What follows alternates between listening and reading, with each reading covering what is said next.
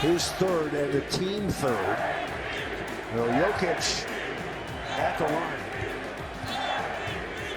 Of course, the Nuggets been playing shorthanded all season. I thought he was going to look a corner. That's going to be Bane's fifth, I think.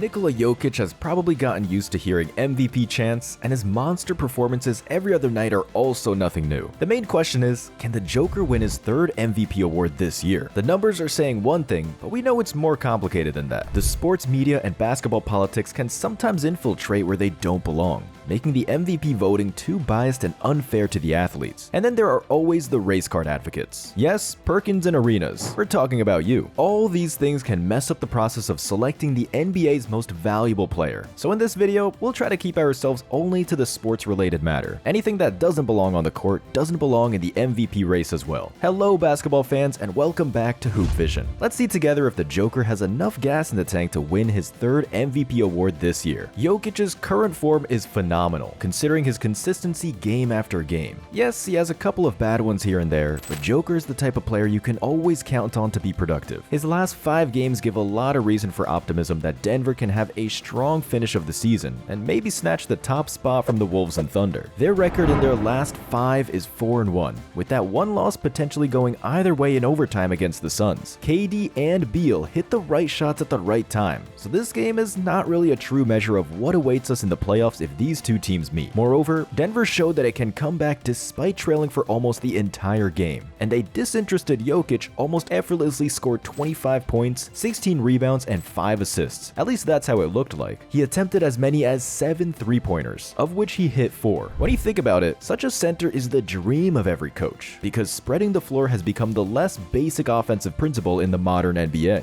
Denver's game looks relatively good so far, though MPJ could contribute more and live up to his contract. For now, he is hitting his averages, but it is known that much more is expected of him on the court, considering that the initial idea was that he should have been a part of Denver's big three next to Murray and Jokic, and not Aaron Gordon. In the victory against Boston, Joker did not make a single 3-pointer, but he shot 11 of 19 from the field and had 32 points, 11 assists, and 12 rebounds, foreshadowing a great series if the Celtics and Nuggets meet in the finals. Against the Lakers, he spoiled LeBron's 40K moment by recording another great performance with 35 points, 7 assists, and 10 rebounds. Besides that, Utah and Toronto did not pose any threat to the defending NBA champions. So based on the last 5 games, Joker's form gives more than enough reason for optimism he could finish first in the MVP race. Although it is too early to say what the outcome of the voting will be, it is definitely certain that in the case of Jokic's third MVP, the main narrative will be centered around one question: what if Embiid never got injured? Honestly speaking, in his 34 games played, Joel played like a beast, scoring 35.3 points per match with 11.3 rebounds and 5.7 assists. He was convincingly the first in the race for the MVP, and all the media hype was talking about him taking back-to-back awards. Unfortunately, an injury ended his season, so he will not be able to defend his throne from last year. However, when it comes to Jokic and Embiid, last season was not without at least a little controversy. If the vote had gone to Jokic, he would have already had 3 MVP awards, and this video would be about a potential 4th. The difference in points was obvious for Embiid, but Jokic averaged 5.6 more assists, which when converted into points is 11.2, if we don't count any 3-pointers. Nikola was more efficient from the field by almost 10%, and he was only 0.2 assists per game short of averaging a triple-double for the season. All this made TV talks very heated, but still, Embiid won convincingly with 73 votes. Some of the arguments were that Jokic got beat by voter fatigue, and that's why preference was given to the Philadelphia center. Embiid is also a much bigger potential in the financial sense, while Jokic is a guy who can't wait to run back home and avoid all press conferences and commercial events, which the NBA league does not welcome with joy for sure. Although last season's MVP race ended the way it did, Joel did not make a name for himself in the postseason. His performance against Boston was an embarrassment, to say the least. So last year, the process ended in the second round of the playoffs. Even if the injury did not stop Embiid this year, the question is whether he could maintain the same rhythm throughout the season. His run was impressive, but unfortunately, he will we'll have to wait for a showdown between him and Jokic next season, provided that his recovery goes well. When it comes to other MVP candidates, here's where Nikola stands at the moment. According to the NBA's Kia MVP ladder,